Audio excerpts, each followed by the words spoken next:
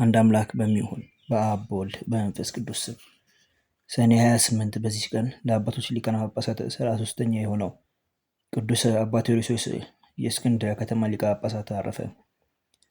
በዚህም ቅዱስ በስሙ በግብፅ ምድር ውስጥ ምዕመናን ቴዎዶስዮሳውያን ተብለው ተጠርቶበታል።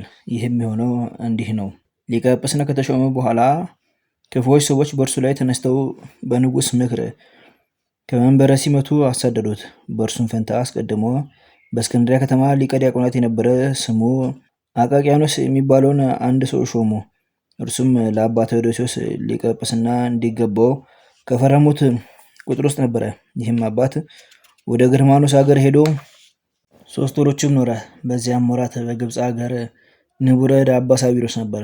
እርሱም በአባቶቻችን ሐዋርያት እንዲሁም በአትናቴዎስ እና በዮሐንስ አፈወርቅ የደረሰባቸውን መከራ እያስታወሰ ያጽናናቸው ነበር።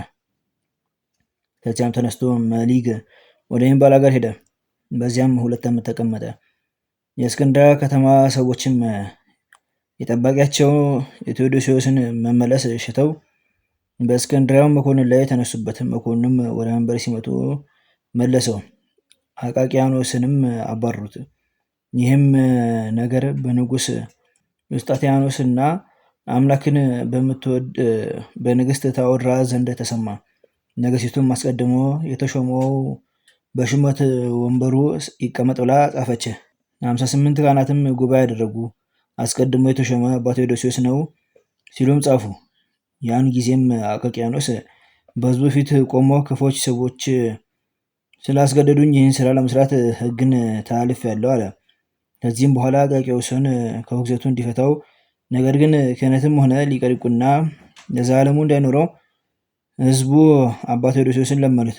አቃቂያኖስም አዎ እንዲሆኑ አለ። ይህም አባት ከግዘቱ ፈታው። ሃይማኖቱን ያጠፋ ንጉሱ ግን በከፋች ሃይማኖቱ ሊቀ ጳጳሳት አባ ቴዎዶስዮስ ከእርሱ ጋር የሚስማማ መስሎት በእስክንድርያ ወዳሉ መኳንንቶቹ እንዲህ ብሎ ጻፈ። ሊቀ ጳጳሳት አባ ቴዎዶስዮስ በሃይማኖት ከኛ ጋር የሚስማማ ከሆነ ሹመት ይጨመርለታል፣ ለእስክንድርያ ከተማ ገዢ ይሆናል። ይህ ካልሆነ ግን ከሹመቱ ይሻር። ይህም አባት ይህን ነገር በሰማ ጊዜ እንዲህ አለ። ሰይጣን በበረሃ ጌታችን ብትሰግድልኝ የዓለም መንግስታትና ክብራችን ሁሉ እሰጥሃለሁ አለው። ያን ጊዜም ይህ አባት ቴዎዶስዮስ ተነስቶ ከእስክንድርያ ወጣ፣ ወደ ላይኛው ግብፅም ሄደ። በዚያም ህዝቡን እያስተማራቸው በቀናች ሃይማኖትም ያጸናቸው ጥቂት ቀኖች ኖረ። ንጉሱም አባ ቴዎዶስዮስ ከእስክንድርያ ከተማ እንደወጣ በሰማ ጊዜ እየሸነገሉ ወደ እርሱ መልእክቶችን ላከ።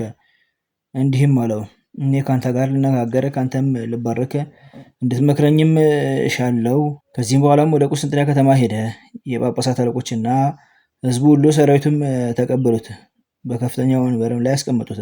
እርስ በርሳቸውም ስለ ሃይማኖት ተከራከሩ። ንጉሱም አብዝቶ ሲሸነግለውና ሲያባብለው ሰነበተ። ቅዱስ አባት ቴዎዶስዮስም ከቅዱሳን መጻሕፍት በመጥቀስ ይረታው ነበር። ከእርሱም ጋር ባልተስማማ ጊዜ ከመንበረ ሲመቱ ወደ ላይኛው ግብፅ አሳደደው። በእርሱም ፈንታ ጳውሎስ የሚባለውን ሰው ሾመው። ጳውሎስም ወደ እስክንድርያ ከተማ በመጣ ጊዜ ህዝቡ አልተቀበሉትም። ዓመት ሙሉም ኖረ። በእጁም ማንም ቁርባን አልተቀበለም። ንጉሱም ይህን በሰማ ጊዜ ለመናፍቁ ጳውሎስ እስከሚታዘዙ ድረስ አብያተ ክርስቲያናት እንዲዘጉ አዘዘ። ምዕመናንም ከእስክንድርያ በመውጣት ወደ ቅዱስ ወንጌላዊ ማርቆስ ቤተክርስቲያን፣ ወደ ቆዝሞስ እና ድሚያኖስ ቤተክርስቲያን ይሄዱ ነበር። ካህናቱም በዚያ እየቀደሱ ያቆርቧቸው ነበር።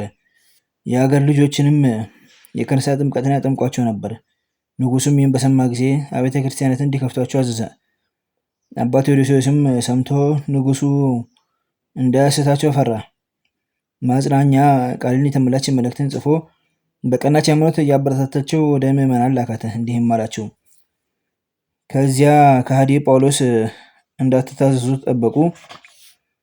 ይህም አባት 28 ዓመት በስደት ኖረ። መላው ሹመቱ ዘመን 32 ነበረ። ይኸውም በእስክንድርያ 4 ዓመት በስደትም 28 ዓመት ነው። ይህም አባት ብዙ ድርሳናትን ደርሷል። ምዕመናንም በያዕቆብ ዘመን ያዕቆባውያን እንደተባሉ በስሙ ቴዎዶስዮሳውያን እየተባሉ ሲጠሩ ኖሩ። መልካም ጉዞን ፈጽሞ በሰላም አረፈ። ለእግዚአብሔር ምስጋና ይሁን። እኛንም በጸሎቱ ይማረን በረከቱም ከኛ ጋር ትኑር ለዘላለሙ አሜን። ዳግመኛም በዚች ቀን የባስልዮስና የቢፋሞን የባሊዲስና የኮቶሎስ የአርዳሚስን መታሰቢያቸው ነው። በረከታቸውም ከኛ ጋር ትኑር ለዘላለሙ አሜን።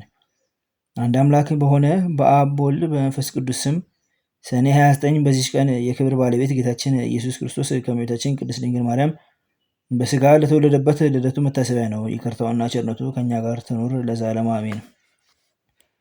ዘአቅረብኩ ማሕሌተ ዘኪርየ አእላፈ እምነተጸምዱከ ዘልፈ ለላነብብቶ ከብዘኔቴ መጽሐፈ እንተረሴከ እግዚኦ ጸሪቀኑ ተኩፈ እምንላቡ ላንሰ ተርፈ ነቢያት ቅዱሳን ሐዋርያት ሰባክያን ሰማዕታት ወጻድቃን ደናግል አዲዮ ወመነኮሳት ሄራን ባርኩ ግበሰቲ መካን እስከ ረጌሊ ቆኑ ሕፃን ለጻፉ በክርታስ ወለዛ ጻፉን ስሬስ ወለሳምቦስ ትርጉ ሰዲስ ወለሰማ ቃሉ በዘነፈስ ጸሎተሙ ማርያም አረቂተ ኩሉ እንባስ ወሬ ማረን ኢየሱስ ክርስቶስ በቅዱሳኑ ጸሎት ጠብቀን በረከታቸውም ከኛ ጋር ትኑር። ኦ አምላክነ በከመ ትከ ወአኮ በከመ አምሳነ አቡነ ዘበሰማያት